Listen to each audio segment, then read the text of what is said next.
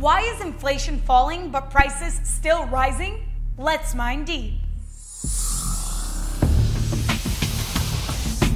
According to the most recent Consumer Price Index report from the Bureau of Labor Statistics, the food price has only increased 4.9% between July 2022 and July 2023. But that's a lot, especially since greedflation is real and a bunch of CEOs were caught on tape bragging about raising prices. We'll take as much pricing as the consumer can absorb.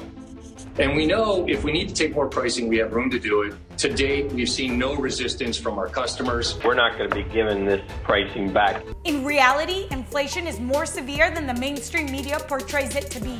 You see, inflation is when the dollars in your wallet lose its purchasing power as prices surge. Meaning in the 1900s, $1 bill would get you 20 bars of soap. Now, for only 1 bar of soap, you pay $1.47, making the soap 2,840% more expensive. This is also the result of the endless amounts of money that the government prints. But that calls for another video, because in 2020 alone, the US printed more than $3 trillion, making the dollar less valuable. Anyway, the standard price increase of living is a worldwide phenomenon. This matters to anybody. You have the food in Ghana, the prices in India, the diapers in the US that keep increasing. People are not panicking because over the past 30 years, the government has changed the way it calculates inflation more than 20 times. Meaning they alter the results, making the numbers lower. It all comes down to the CPI, the Consumer Price Index. This number is compiled by the US Bureau of Labor Statistics. And if you look online, it looks like inflation has been going down. But that's because they're manipulating that number. We've got an inflation problem.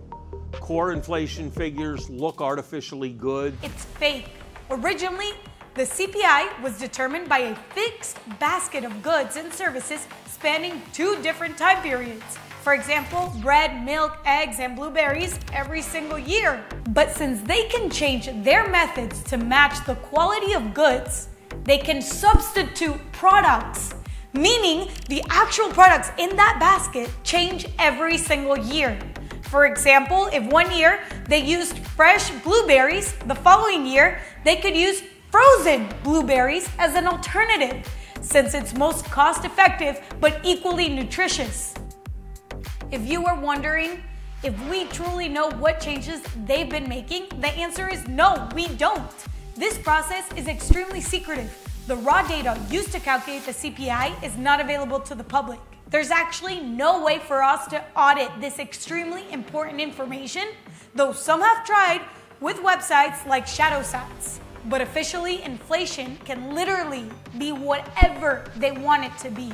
And it's not just the CPI. The amount of money in circulation also matters. Between March 2020 and the end of 2021, there was an unprecedented 42% increase in just 22 months. But why should you care?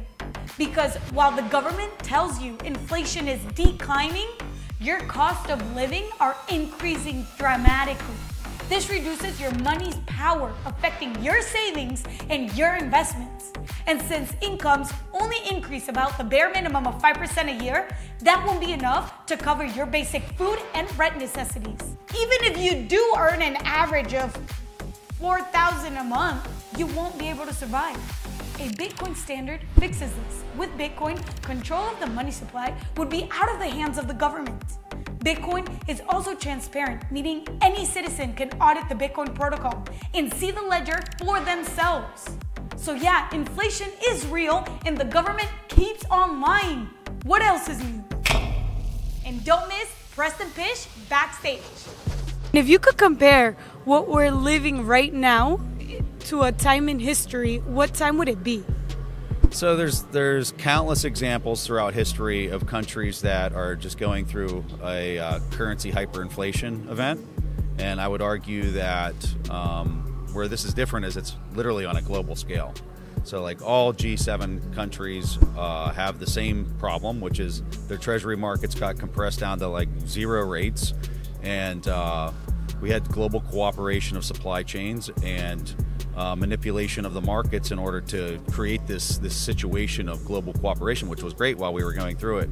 But the consequence of that is you have to destroy the currency in order to get to that. So here we are, it's coming to a head, and there's a salvation for this massive problem in the world, and it's Bitcoin, because it's an honest ledger. Nobody can manipulate it, add more units. It is what it is. And for people that are net producers in the world, they're going to love Bitcoin because they're going to know that nobody can debase their buying power and all the work that they performed. Do you think the end to the dollar is coming soon?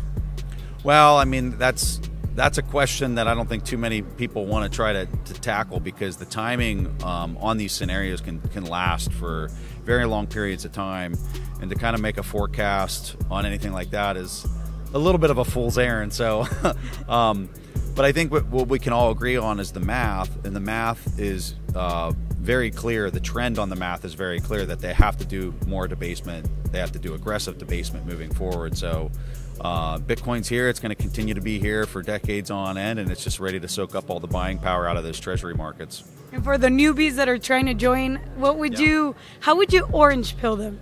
Well, it has to start with education.